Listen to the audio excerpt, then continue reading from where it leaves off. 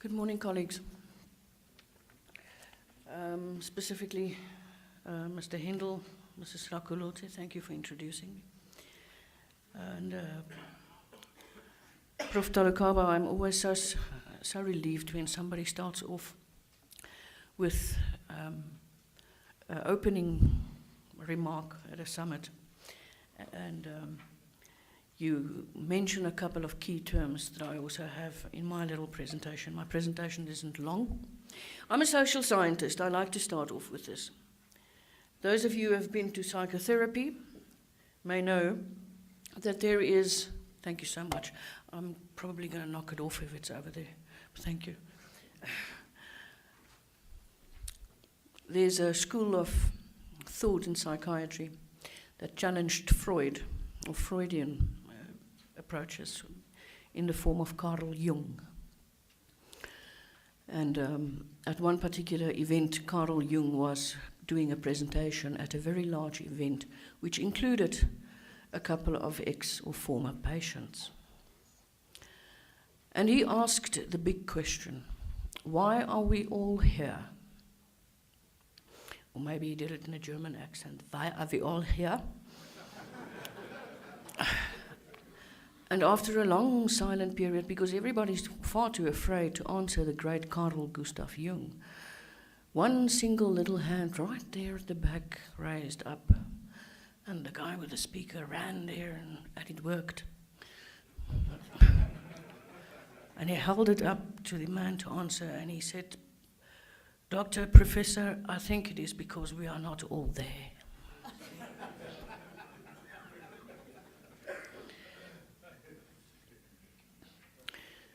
This is what we're facing. National Development Plan wants us to be somewhere by 2030, and we've got some serious challenges that we have to look at. Because currently, as you can see, there 80% of all school cohorts successfully complete the actual 12 years of schooling. There's other data that shows that they are increasing annually by more than 12% in terms of those who can go to universities and specifically enter into diplomas and enter into degree studies. For us to reach the National Development Plan goals, we need to increase graduation rates at the TVET colleges. They're no longer called FET colleges, by the way, by colleges to 75%, and we need to increase the participation rate at these TVET colleges to about 25%. In addition, we need to start developing very seriously the opportunities in our community and education and training centers, because we have a very, very serious social threat in our society that we refer to in the DHET as the NEETs, not in employment, education or training. This group of youngsters, they are youngsters, they're probably between the ages of 15 and, let's say, it's not the formal definition, but it's between 15 and 30 years of age. And there are millions of them hanging around doing nothing. That's a threat to our very livelihood. We need to produce 30,000 artisans per year. And we may even be able to reach this target, but at the same time, it doesn't help us to produce all these artisans and graduates in all these specified fields when there is not employment absorption, or labor market absorption, or employability. By the way, just to give you an idea, I'm going to give you a bit of a philosophical point of view, then I'm going to dive directly into what you guys are offering at the moment. I have a list here of the universities that have accredited programs. I almost feel like calling you to roll call and asking, where's Wits? There's Wits. Oh, they always stick together, don't they? Where's UJ? Yes. And who's the naughtiest? Where's TUT? Oh, well, my sincere sympathy to you, sir. My boss is from TUT, so Is MUT here? Mangosuthu University of Technology. I hope they do pitch up. And DUT, where are you guys? There's a reason I'm asking why TUT is here, because I'm going to use something that TUT is doing. Okay, and I haven't asked permission to use it, so, right. Prof. Talukaba, you referred to these three things: education and training, the economy, social development or social security. And in the BAWA report of the Technical Task Team on Articulation, it is indicated that these are the three primary policy macrospheres which has to drive anything that happens towards reaching the development plan. We go one step further. I'm going to step away from the microphone for a second. These things always intimidate me a little bit. I used to lecture in Putalichaba, where the lecture halls were very, very big, and there were no things like this. Not over there in the mountains, so you had to learn to project. Oh, and I also won the drill sergeant competition when I was in matric. You've got your supply and theoretical training programs within your education and training systems. Can everybody hear me? If you can't, just... At the same time, it's driven by the economy, and you've got social development. And right there, you've got a point of synergy. Now, if you're very good at PowerPoint presentations and making these things animate and so on, I would have made it circle all around each other and come closer together and go further apart, so that that central point of synergy actually has to grow.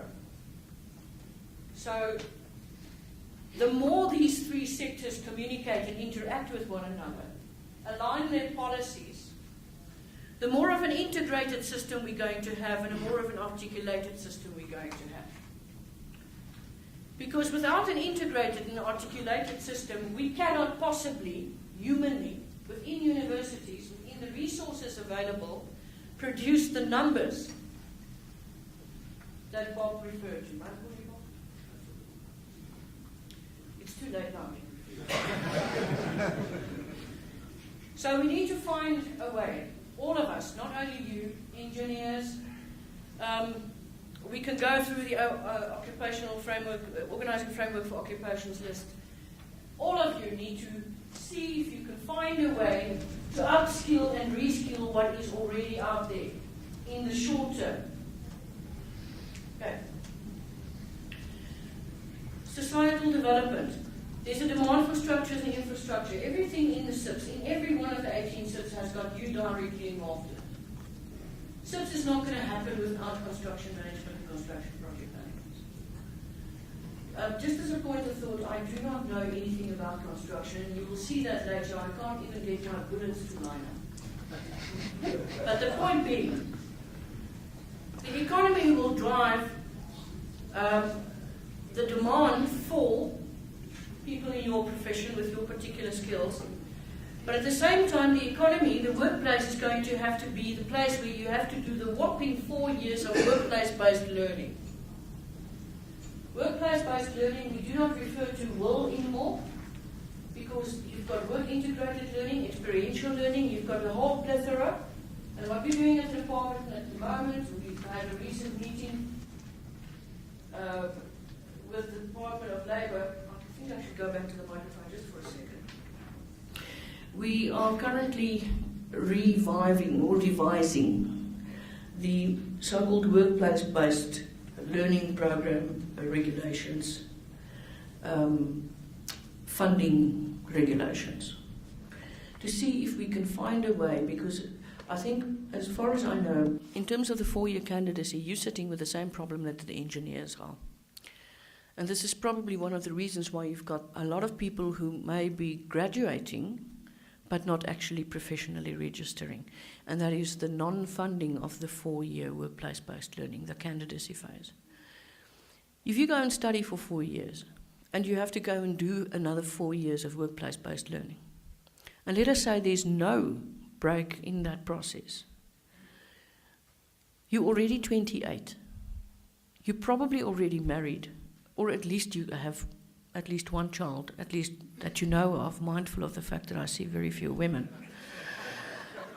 And you need to start settle down. You can't continue working in a candidacy program earning a stipend of 5,000 Rand a month.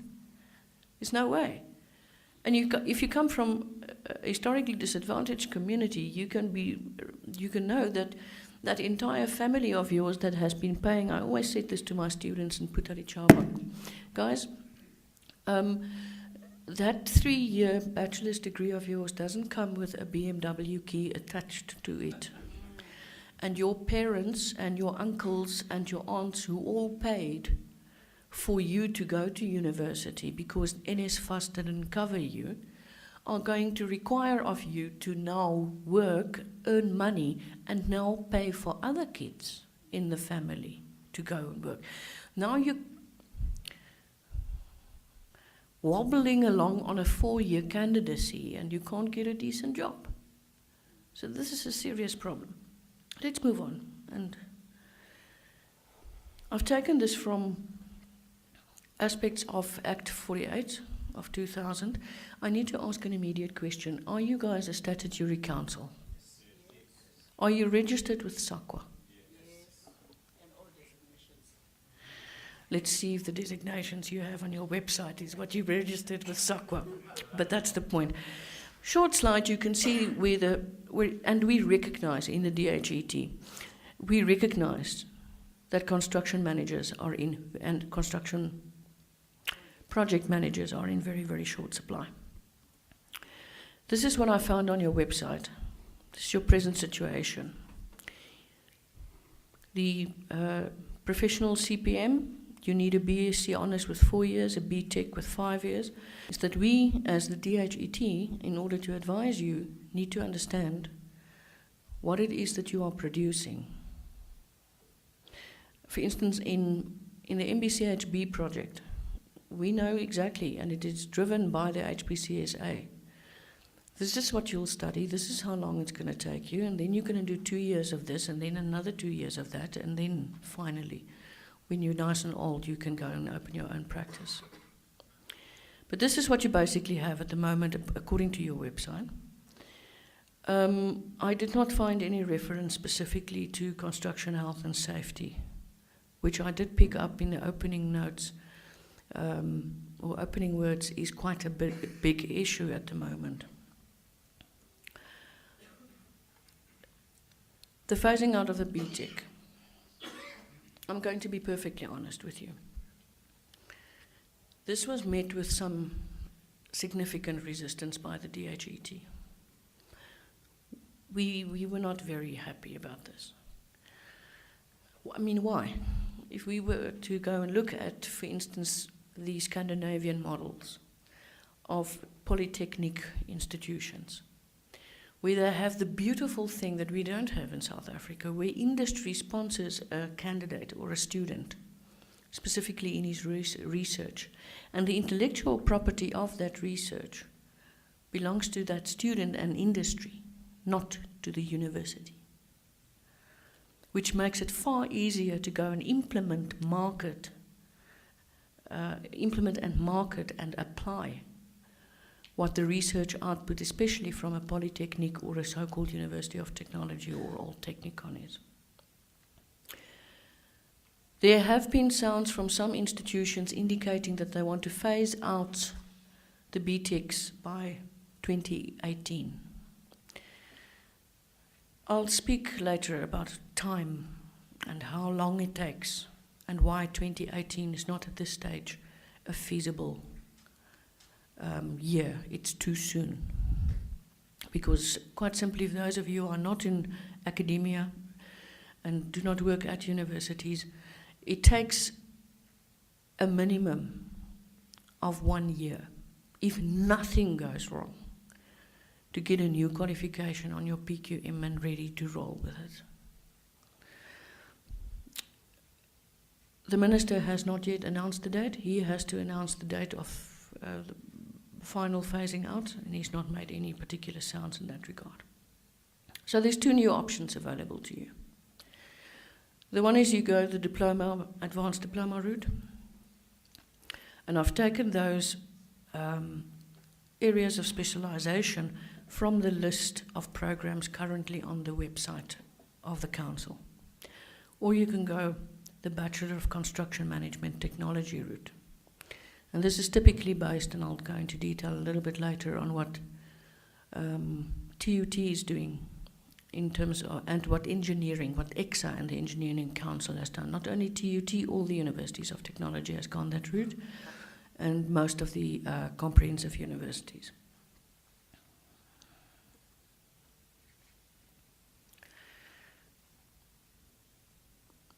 Directly from the Higher Education Qualifications Sub-Framework Policy Document.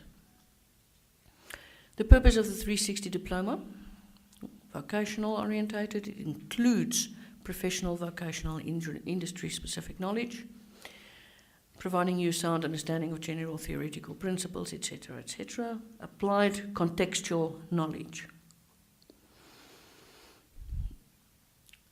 You must constantly keep in mind when redesigning the possibilities of programs that you're going to follow the dichotomy between contextual knowledge versus conceptual knowledge. Typically, your BTech would have been contextual and your BSc will be conceptual. The designation that you choose for a qualification. Let me just see a show of hands. I want to make sure everybody understands what I'm talking about. Who of you are not specifically in academia? Who's from industry itself? All right. A vast majority of you are right in that case. We now talk about a designation. You get science, commerce, arts, administration. You with me?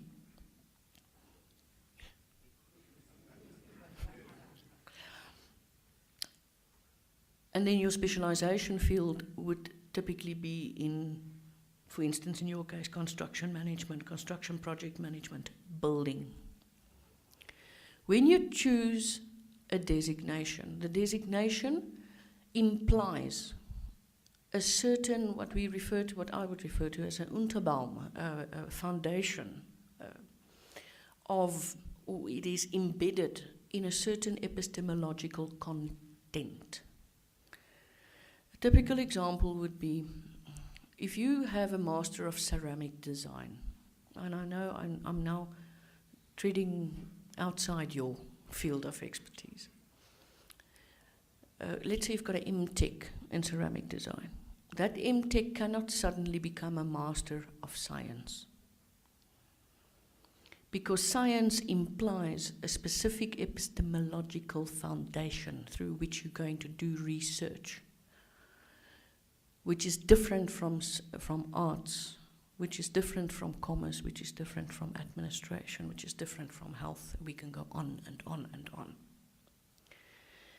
So be careful, by the way, when you just decide, listen, especially if you're at a UOT or at a comprehensive university, I'm just going to take this MTech in construction management and make it a MSc in construction management. Be very careful, because the DHET is going to come to your university and say, no, don't do that. The result of this diploma is typically a technician.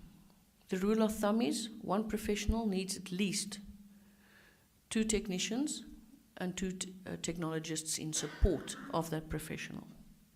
And that's scraping the barrel, that's cutting it a bit thin. Progression is to an advanced diploma or to a bachelor's degree. Herein lies the mischief. You as a council need to go and ask yourselves, to what extent can this advanced diploma, that this diploma can articulate into, be equated to, or to what extent there can be parity between the professional skills embedded in the current BTech versus what you can put into the advanced diploma. Because there's another thing that you must keep in mind, and that is the national diplomas and the BTechs and so on are the result of NADET Report 191 that was written eons ago. I think, when was it published? 1990, that far back. No wonder it's a 400-page document that you cannot print. And what is written in that of what must be in a national diploma in building, national diploma in building, or what must be in a BTEC in construction management. Those things were partially written in stone. And the University of Technologies, the old technicons, couldn't move away from it. You could, but that's a max, 50%. But to what extent are those modules still relevant to your industry and economical demands today? I need to move on, I'm taking too long. Previously, in the HEQF, the advanced diploma was not for professional purposes. But I want to quote you something which was I was very surprised when I got it, when I discovered it. Page 31 of the HEQSF. Purpose and characteristics of the advanced diploma. It may provide entry-level vocational or professional preparation or specialization for bachelor's degree graduates or diplomats by offering an intensive, focused and applied specialization which meets the requirements of a specific niche in the labor market. So before you just say,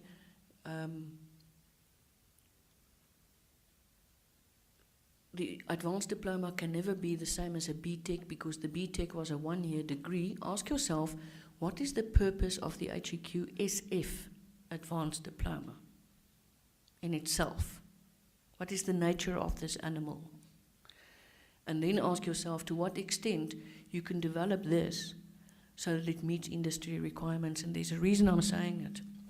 My reason being, you don't have time to put thousands of people through the entire process starting from the first year.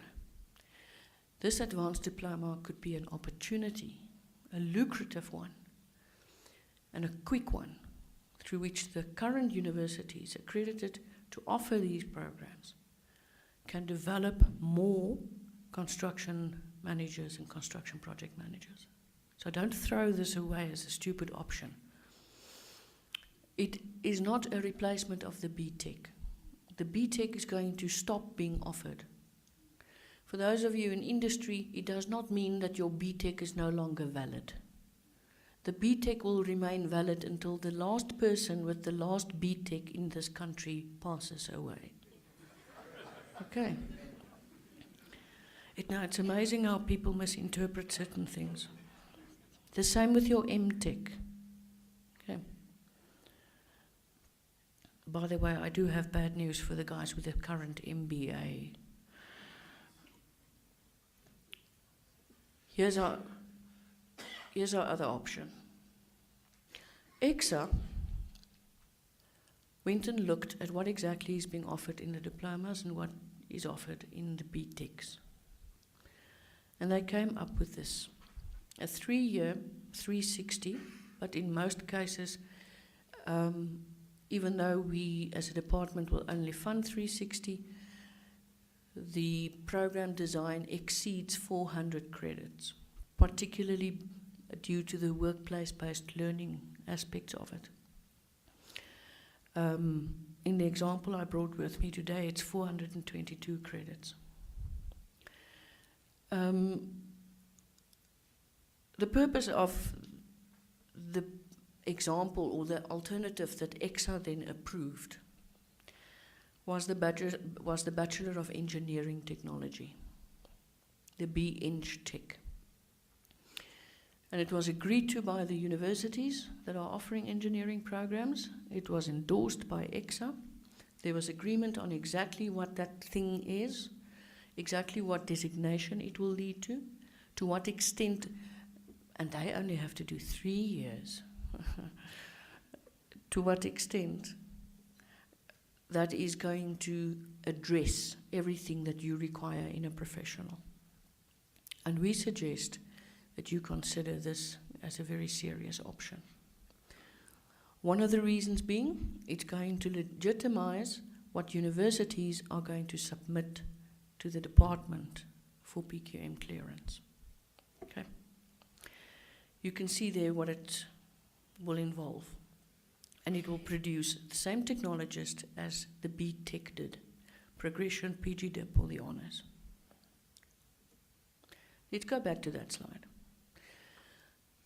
No, not that one. The considerations, before going through them all, let's look at the first one. What does industry require in terms of employability? What do those people want? What does SIPS want? What does government want? What are the skill sets that needs to come out of the universities? In terms of that, we also ask industry to be realistic. There's a bit of a debate going on at the moment about the unemployability of BCom and BA graduates. I'm offended. I have a BA, amongst others.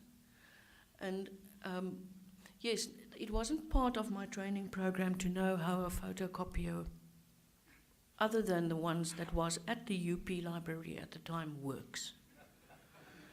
When I arrived at my job, you had to show me how your photocopier works.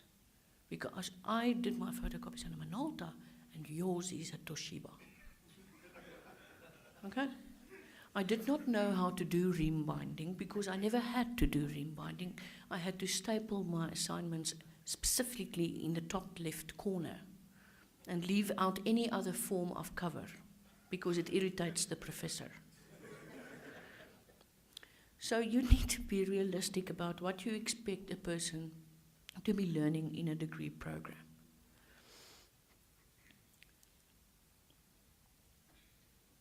What does the Professional Council require, Ray? The standards and the standard setting of the professional registration, or for professional registration. Because once you decide on new qualification types and programs, as a council you used to be the SGB. But you have to now, in collaboration with the Council on Higher Education, which is now the official ETQA and standards generating body, you have to now work together and generate the minimum standards, norms and standards, which are internationally benchmarked for whichever route you choose. And in this, I bolded it specifically for the reason that herein lies your greatest threat and mischief, because if you here cannot agree on where you want to go, this thing is dead in the water to begin with. So the first point where you start discussing, the first aspect that you need to start discussing is what is the skills profile of the person you want the university to produce. And then from there you work backwards. All the way to the first year, all the way to the minimum admission requirements, all the way to how you, or in industry, can actually go into schools and identify youngsters who has got professional construction project manager written on his forehead, and you can grab this bloke and you can say, listen, let's help you with your math, let's give you some vacation work, let's put you into a university, let's give you at least a bit of funding, and let's make sure in the end you have a job. There's a company waiting for you. Because if you don't go that way, and that's your typical occupational team approach, which is used for SIPs, we're not going to achieve the targets. What is your institutional type? Where's the UCT people? Judy is going to be very angry with you if you come running at her with diplomas and stuff like that. So obviously you guys will stick to the BSc route. Okay? But if you are a comprehensive university, like NMMU for instance, NMMU is big enough and strong enough to possibly run both. But remember, the diploma route as well as the professional bachelor's degree route are expensive. So you need to go and ask yourself, what's the point of running both if I've got the same groups or different groups in the same class lectured to by the same lecturer. You're not going to get more or less funding. You're going to run into lab space problems and timetable issues, and probably SRC issues. The time available to address skill shortages. As far as I know, this is my last slide, yes. As I said, within an institution, those of you who are not in academia, within an institution, the academic sitting here today, I hope in my heart most of you are deans. Because from the department, let's say you now agree in the department, this is what you want to do, it has to go to the faculty committee. From the faculty committee, it needs to go to either the Senate, probably the Senate Executive Committee, or at least the Academic Planning Office in preparation for Senate. Then it goes to Senate. Then Senate says yes, and remember Senate's only sit how often? Once every 2 months. Okay? And then it goes to the Academic Planning Office back, and they submit it to me. So those of you who work at universities and have a couple of people who have gripes about programs that were not approved, I'm the bitch who said no.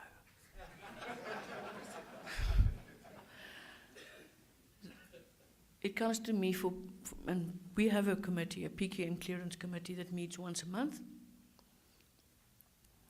And then it takes about 2 weeks for you to get a PQM clearance letter, for the university to get a PQM clearance letter. Industry people, do you know what a PQM is? Oh, I love it. There's something you don't know that I do. It's a program and qualification mix. No university may offer anything that is not on the program and qualification mix. Well, you may offer it, but you won't get funding for it. Okay.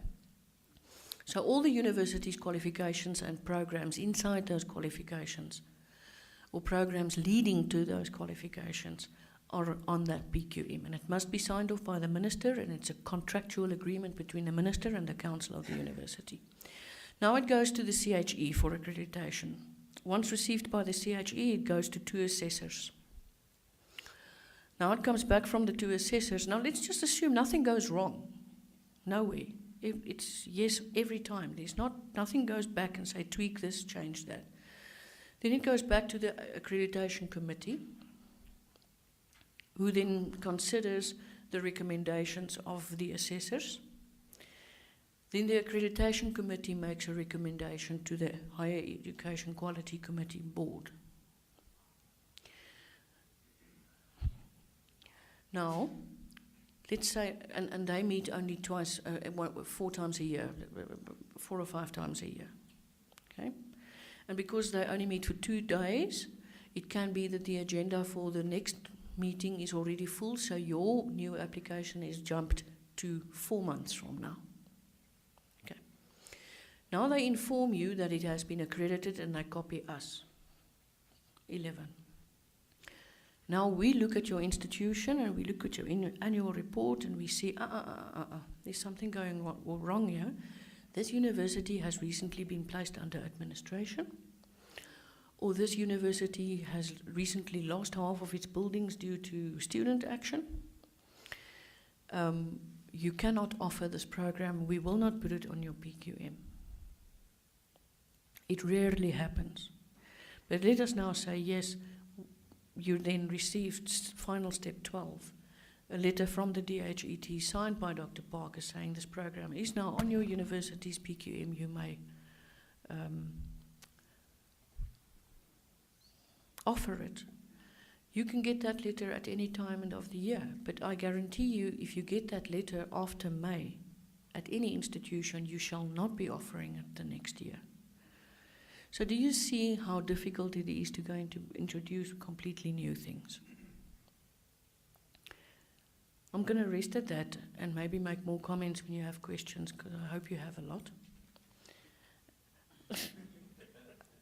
And I see you're going to be very entertaining. Thank you.